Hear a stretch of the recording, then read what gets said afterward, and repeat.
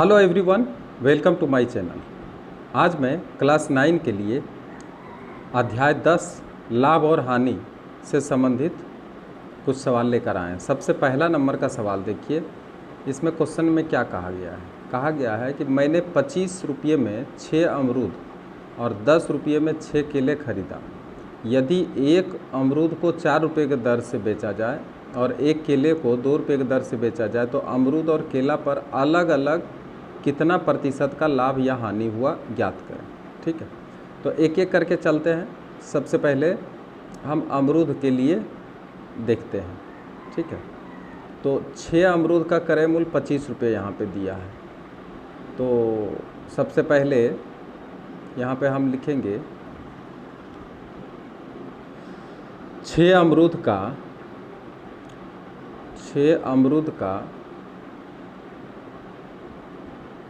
क्रय मूल्य कितना मिला? 25 रुपये। ठीक है, लेकिन 6 अमरूद का विक्रय मूल्य कितना होगा? लिखेंगे चूँकि एक अमरूद का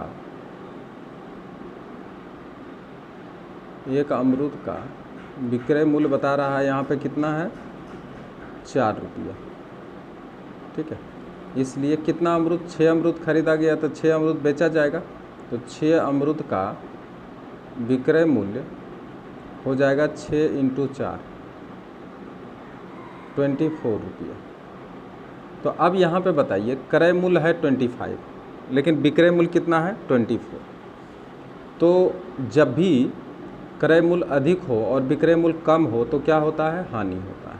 ठीक है, तो इसलिए यहाँ पे लिखेंगे चूँकि क्रय मूल्य इज ग्रेटर देन विक्रय मूल्य। जब क्रय मूल्य अधिक हो और विक्रय मूल्य क्या हो? कम हो। ठीक है, तो अवश्य हानि होगी। और इसलिए तब हानि कितना होगा? इसलिए क्या होगा? हानि होगी। अतः हानि कितना हुआ? 25। अब विक्रय मूल्य कितना हुआ? 24 बराबर 1 रुपया का हानि हुआ।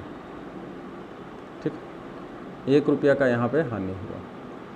ठीक है, तो 1 रुपया का हानि हुआ तो हानि प्रतिशत कितना होगा? इसलिए हानि प्रतिशत जनरली होता क्या है? हानि गुना 100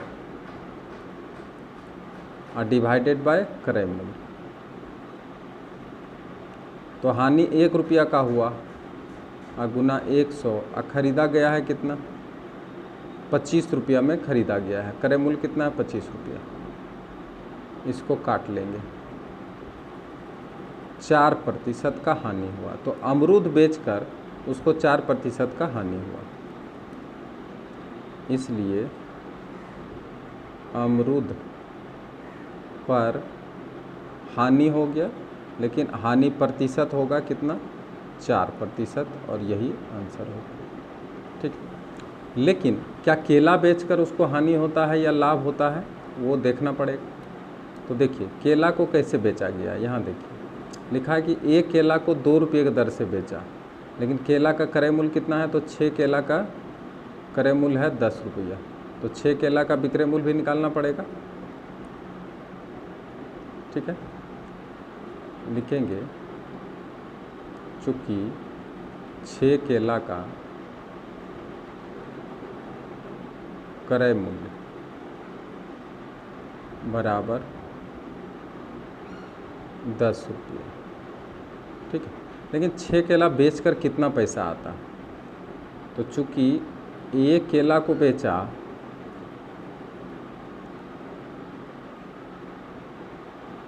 एक केला का विक्रय मूल्य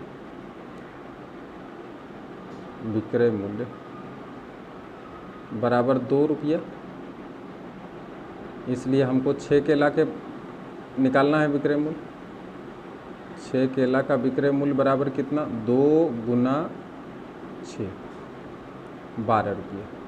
तो अब यहाँ पे हम क्या देखते हैं कि क्रय मूल्य है 10 रुपया लेकिन विक्रय मूल्य 12 रुपया है। लिखेंगे यहाँ विक्रय मूल्य इज ग्रेटर देन क्रय मूल्य।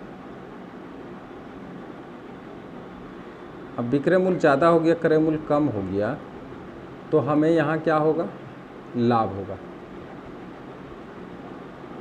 लाभ बराबर, लाभ का सूत्र क्या है, विक्रय मूल्य माइनस क्रय मूल्य। कितना लाभ हुआ वो निकाल लेते हैं।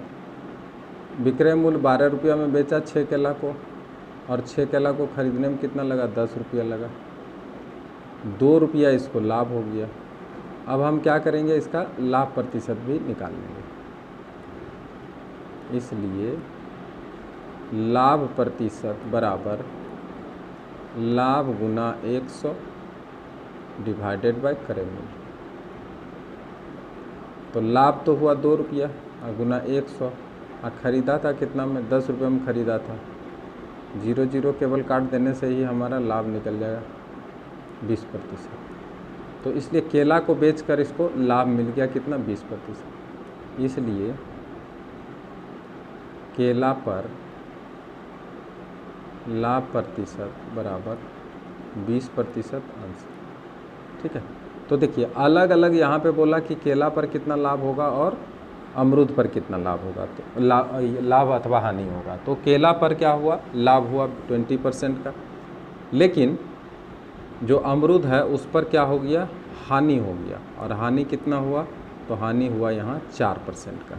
ठीक है, तो इस तरीके का सवाल आप आराम से बना सकते हैं। ठीक है, अब आगे बढ़ते हैं। आगे देखिए क्वेश्चन क्या कहा। नसरीन एक कलम बेचकर विक्रय मूल्य पर 20% लाभ कमाती है, तो उसे क्रय मूल्य पर कितना प्रतिशत का लाभ होगा। ठीक है, ये कह रहा है कि विक्रय मूल्य पर 20% का लाभ कमाती है, तो जो दिया हुआ है उसी को मानना चाहिए। ठीक है, तो मानते हैं। माना कि वस्तु का विक्रय मूल्य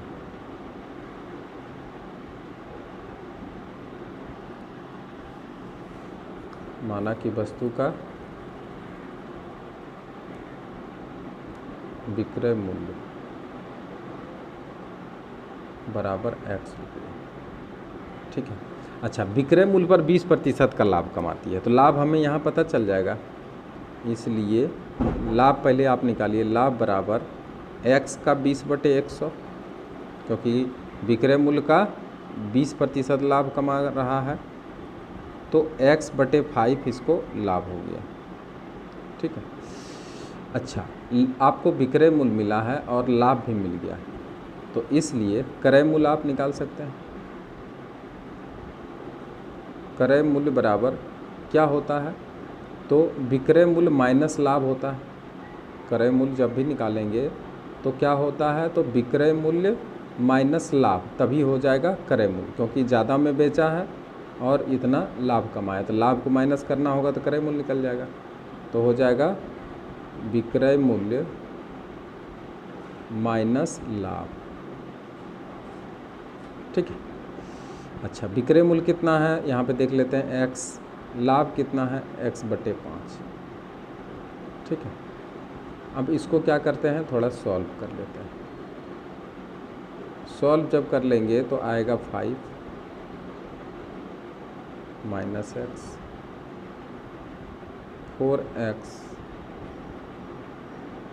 4x डिवाइडेड बाय 5 रुपीज़। इतना रुपया इसका क्या आया, क्रय मूल्य आया। ठीक है, और विक्रय मूल्य कितना है इसका, x रुपया।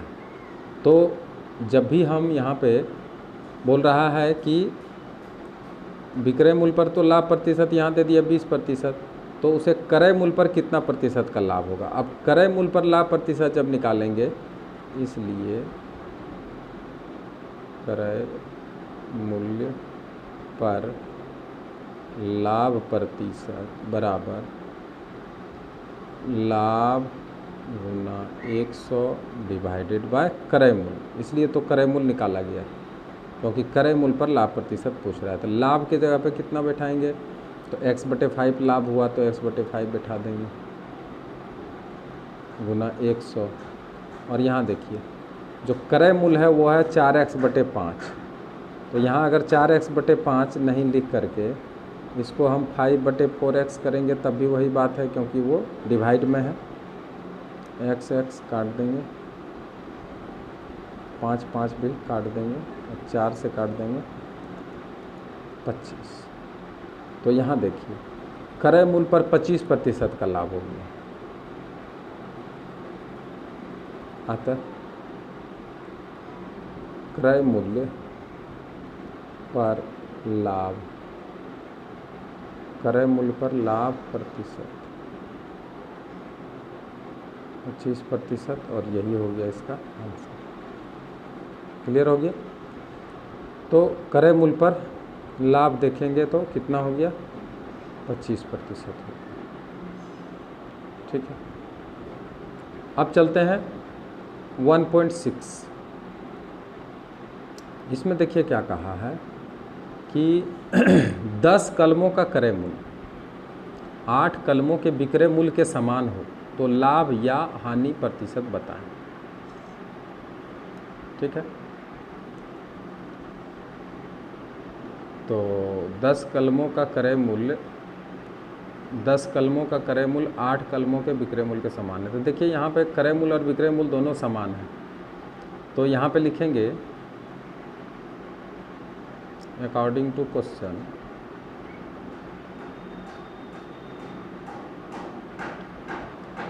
दस कलमों का क्रय मूल्य बराबर 8 कलमों का विक्रय मूल्य। ठीक है, माना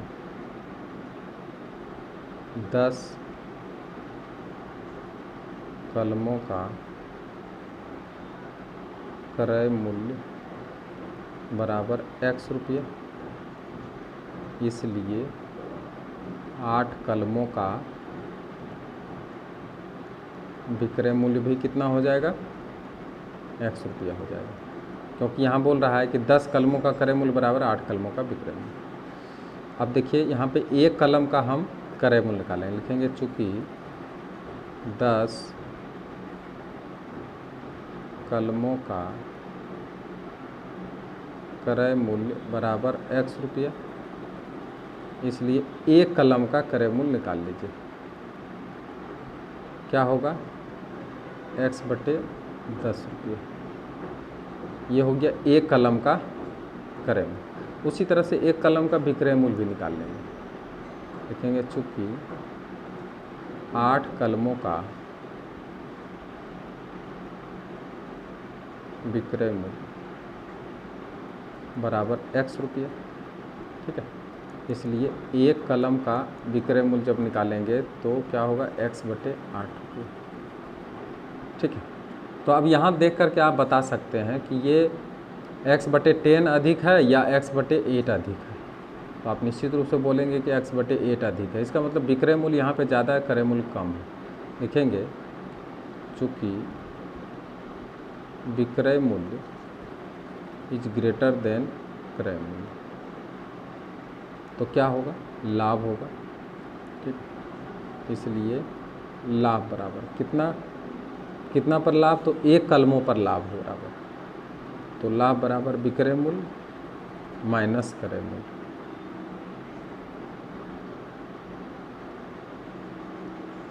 विक्रय मूल्य हमारा है x बाई 8, क्रय मूल्य है x बाई 10। लघुत्तम जब निकालेंगे 40, 5x माइनस 4x, लाभ हमें मिल गया है कितना, लाभ हमें मिल गया है x बटे 40।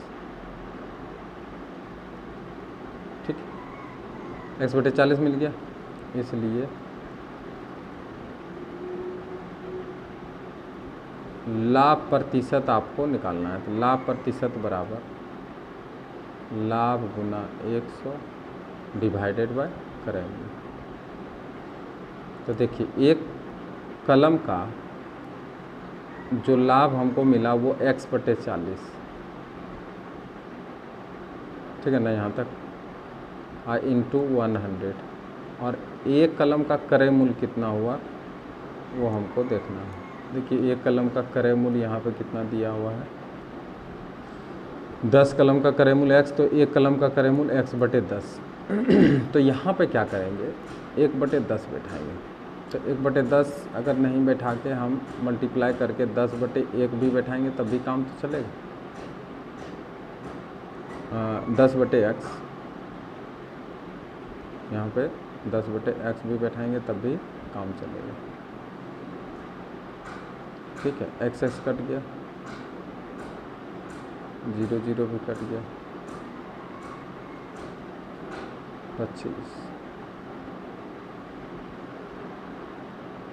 तो देखिए यहाँ भी 25% का लाभ हो गया। अतः कलम बेच करके लाभ प्रतिशत कितना हुआ, 25%। इसलिए